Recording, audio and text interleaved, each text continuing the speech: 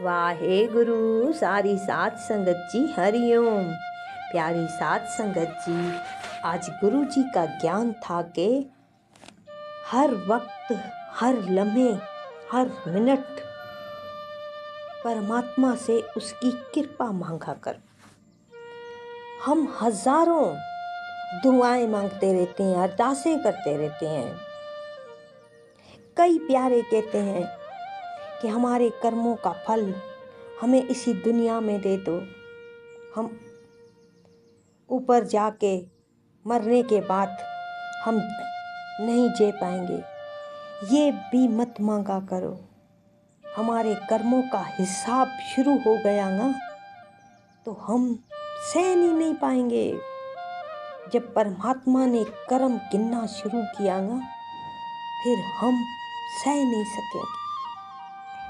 अगर कर्मों का हिसाब भी हम इस दुनिया में देना शुरू करेंगे तो हर कर्म के आगे मुश्किलात आना शुरू होती जाएगी। पहले मुश्किलात आएगी, फिर हमारा कर्म खत्म होता जाएगा। हर मुश्किलात के साथ हम नहीं पहुंच सकेंगे, हम बर्दाश्त नहीं कर सकेंगे। कई प्यारे कहते हैं कि हमें सब्र दो, हमें सब्र की नेमत अता करो, सब्र को। कई अरदास में यही कहते हैं, मगर आज गुरुजी कह रहे थे कि नहीं, सब्र भी मत मांगा करो। सब्र भी उस वक्त आता है जब कोई मुश्किलात आए। जब कोई मुश्किल आएगी तब आपको सब्र करना पड़ेगा ना। मुश्किलात में ही सब्र होती है ना। कोई खुशी के वक्त तो सब्र नहीं मांगता।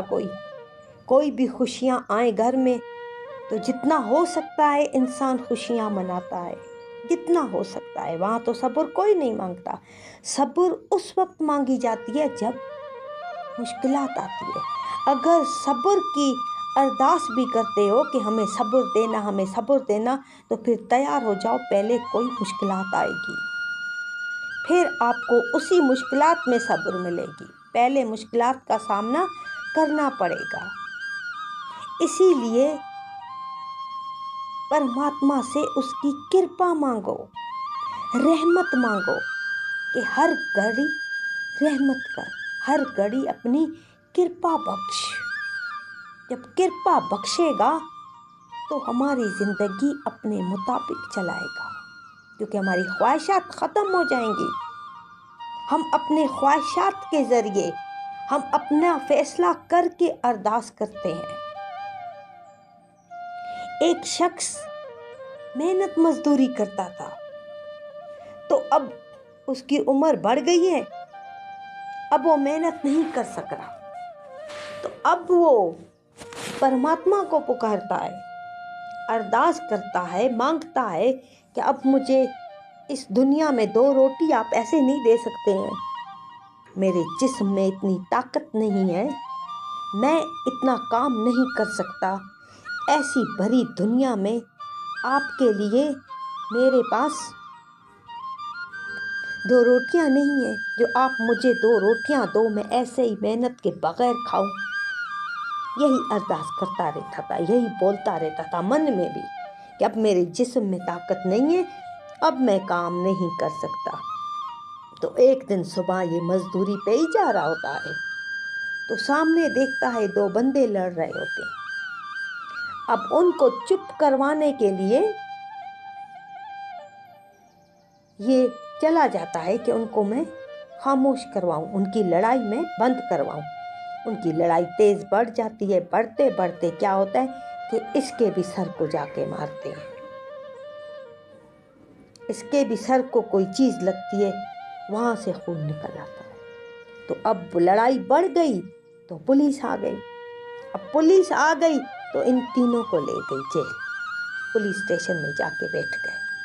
अब पुलिस स्टेशन में ये बंद हो गया। अब वहाँ पर उसको सज़ा मिली, तो सारा इल्ज़ाम इसके ऊपर लग गया पूरा। वो दोनों अपने आप को छुटा के उन्होंने बोला कि इसी ने हमारे ऊपर आके हमला किया है, हम तो बातें कर रहे थे। क्योंकि दुनिया की राह में जाऊँगा तो सब परमात्मा के बंदे हैं, मगर परमात्मा की मर्ज़ी पे नहीं चलते। हम बेवकूफ़ होते हैं जो हम दूसरों के मसलों में चले जाते हैं। मगर इसने अरदास की थी, ये होना था, तो अब वो दोनों छूट गए। अब ये इसके ऊपर सज़ा आई। अब सज़ा जब छूटे, अब इसको खाना तो 2 वक्त का अपना मिल रहा है, 2 रोटियां रोज़ डेली मिल रही हैं, खा रहा है, मगर जेल में बंद है। अब दुखी है कि मैं जेल में बंद हूँ। अभी मन में सोचता है कि ये चीज़ मैंने मांगी थी। मैं परमात्मा से हर वक्त यही बोलता था कि मेरे जिस्म में ताकत नहीं है, मुझे 2 रोटियां आप दे नहीं सकते। अब आपने मुझे दी हैं परमात्मा को, अब आपने मुझे दी हैं तो अब जेल में दी हैं। तो अपने मन में सोचता है, अपने जहन में सोचता है कि मुझे ये अरदास करनी नहीं चाहिए थी, मुझे तो परमात्मा की रहमत चाहिए थी, मुझे उसकी कृपा चाहिए थी। अगर वो अपनी कृपा से देता तो अपने तरीके से देता, मगर हम अपने तरीके इख्तियार करते हैं। तो अभी वहाँ पर वो बैठ के परमात्मा की कृपा मांग रहा है कि अब मुझे माफ़ करके अब कृपा करो। अब मैं जेल से कैसे छूटूं? ना मेरे पास कोई गवाह है, क्योंकि मजदूर बंदे का कौन गवाह होता है? गरीब बंदे का कौन गवाह होता है एक परमात्मा के अलावा? अब मैं गरीब हूँ, अब क्या करूँ मैं? इसी तरह वो दुआ मैंने की, वो अरदास मैंने की, आपने सुन ली, अब ये अरदास भी मेरी सुनो। दिन गुजरते गए, परमात्मा को पुकारता गया, उसकी कृपा मांगता गया। ऐसी कृपा हुई परमात्मा की, पता नहीं कहाँ कहाँ से गवाह आए, पता नहीं कहाँ कहाँ से इसके लिए आदमी आए। आखिर ये छूट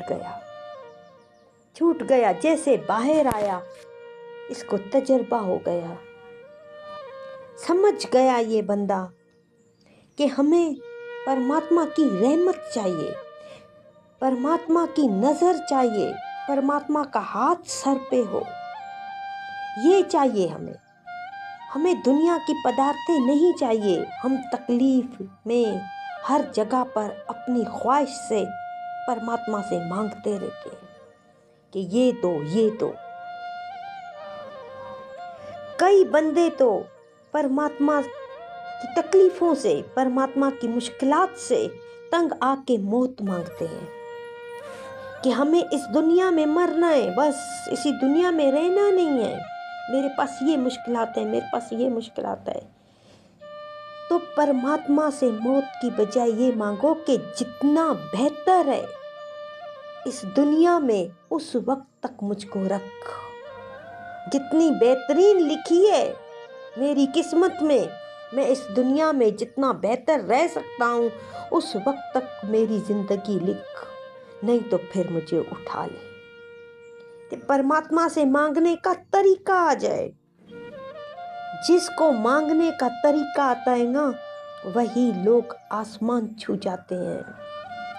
ऐसे ऐसे लोग भी देखे हैं, ऐसे ऐसे लोगों की तारीख पढ़ी है कि खाने के लिए उनके पास कुछ नहीं होता, वो आसमान छू रहे होते हैं। ये परमात्मा की रहमत है। सोचा ही नहीं होता कि हम जिंदगी में ये करेंगे, अचानक परमात्मा उन्हें दे देता है। ये परमात्मा की रहमत है, ये परमात्मा की कृपा है। जो मांगा नहीं होता वो मिल जाता है, फिर वो आसमान छू जाते हैं। ये परमात्मा की रहमत है। अब कई प्यारे कहते हैं परमात्मा मेरे साथ चलना, मैं जहाँ जहाँ जाऊँ परमात्मा मेरे साथ हो। और कई प्यारे ये कहते हैं कि परमात्मा हमें सीधा रास्ता दिखाना, हम सीधी राह पे चलें।